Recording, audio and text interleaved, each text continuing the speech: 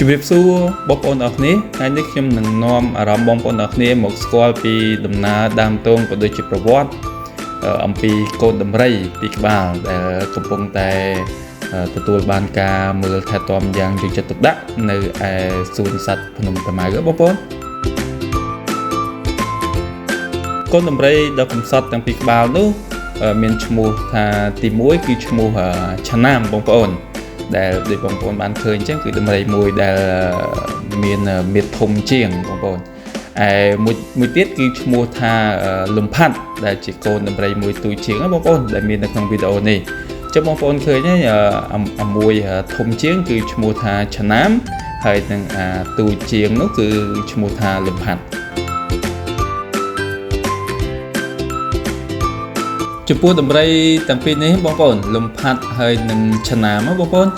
ត្រូវបានគេជួយសង្គ្រោះមកពីខេត្តមណ្ឌលគិរីទាំងពីរបងប្អូននៅក្នុងអំឡុងឆ្នាំ2024យើងកន្លងទៅនេះ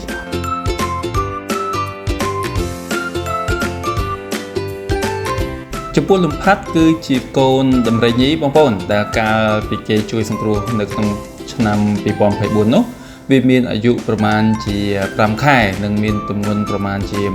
138គីឡូក្រាមនិងមានរបួសនៅជើងមុខខាងស្ដាំដោយសារតែការជាប់អន្ទាក់បងប្អូនហើយគេបានប្រទះឃើញវាដោយក្រុមអភិរក្សដែនជម្រកសត្វព្រៃលំផាត់បងប្អូនស្ថិតនៅភូមិមេមុំឃុំរយស្រុកកោះញែកខេត្តមណ្ឌលគិរីនៅឯក្បែរទីស្នាក់ការកណ្ដាលនៃដែនជម្រកសត្វព្រៃលំផាត់ហេតុដូច្នេះហើយបានជាឈ្មោះលំផាត់ត្រូវបានគេយកមកដាក់ឲ្យកូនដំរីដ៏កំសត់មួយនេះបងប្អូនដោយមិនបងអង្គយូរបងប្អូនក្រុមការងារអភិរក្សនៃដែនជម្រកសត្វព្រៃលំផាត់បងប្អូនក៏បានទំនាក់ទំនងសុំការសហការពីអង្គការសម្ព័ន្ធមិត្តសត្វព្រៃបងប្អូនដើម្បីជួយព្យាបាលលំផាត់បងប្អូនដោយសារវាមានរបួសជើងមុខផ្នែកខាងស្ដាំហ្នឹងធ្ងន់ធ្ងរបងប្អូននឹងត្រូវការពេលវេលាព្យាបាលរយៈពេលយូរព្រមទាំងវាមិនទាន់ចេះស៊ីចំណីផងបងប្អូនក្រុមគ្រូពេទ្យនៃអង្គការសម្ព័ន្ធមិត្តសត្វព្រៃហ្នឹងបានសហការជាមួយនឹងរដ្ឋបាលព្រៃឈើនៃខេត្តមណ្ឌលគិរីដើម្បី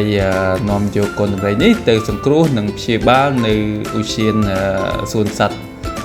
ព្រៃការពារនៃសួនភូកៀបភ្នំតាម៉ៅរហូតមកដល់ពេលបច្ចុប្បន្ននេះឯងបងប្អូនសូមបញ្ជាក់ថាលំផាត់គឺជាកូនដំរីទី2ហើយបងប្អូនបន្ទាប់ពីឆាណាមដែលមជ្ឈមណ្ឌលសង្គ្រោះសត្វព្រៃភ្នំតាម៉ៅទទួលយកមកព្យាបាលនិងថែរក្សាកាលពីថ្ងៃទី10ខែធ្នូឆ្នាំ2024កន្លងទៅនេះ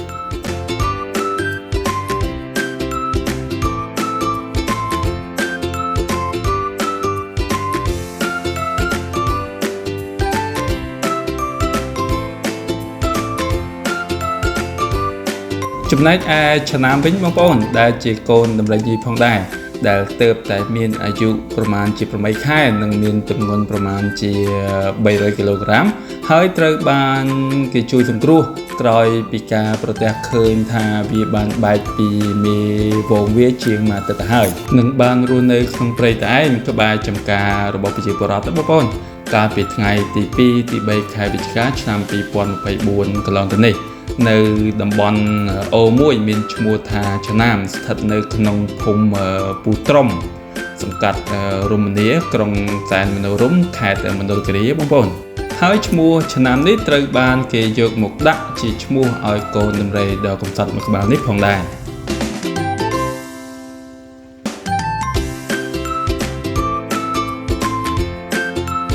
សូមបញ្ជាក់ថាឆាណាមគឺជាកូនដំរីដំបូងគេបង្អស់បងប្អូនដែលមជ្ឈមណ្ឌលសង្គ្រោះសត្វព្រៃភ្នំតាម៉ៅទទួលយកមកព្យាបាលនិងថែទាំយ៉ាងយកចិត្តទុកដាក់កាលពីដើមខែវិច្ឆិកាឆ្នាំ2024កន្លងទៅនេះ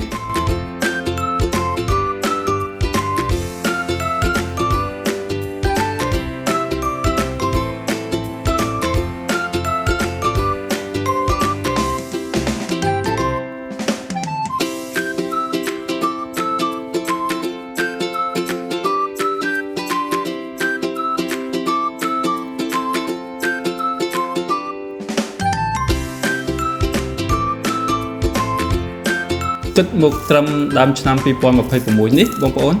ឆាណាមមានអាយុប្រមាណជា1ឆ្នាំ9ខែ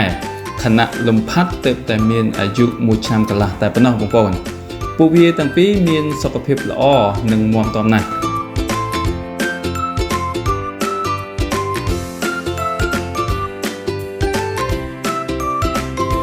ចំណាំនិងលំផាត់ត្រូវបានដាក់ឲ្យនៅជាមួយគ្នាបងប្អូននិងកំពុងតែទទួលបានការមើលថែយ៉ាងយកចិត្តទុកដាក់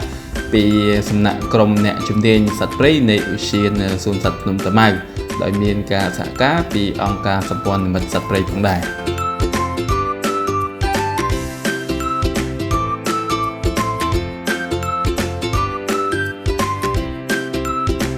មួយវិញទៀតដំរីទាំងពីរនេះនៅមិនទាន់ឈប់បើទៅដោះកូននៅឡើយទេបងប្អូនជាពិសេសគឺលំផាត់ណាបងប្អូនកូនដំរីដ៏កំសត់ទាំងពីរនេះកំពុងតែទទួលបានការអាណិតអាសូរជាខ្លាំងពីមហាជននិងបានបរិច្ចាគជាថវិកាខ្លះដើម្បីជាការឧបត្ថម្ភលើការចំណាយថ្លៃម្សៅទឹកដោះគោសម្រាប់ពួកវាទាំងពីរបងប្អូន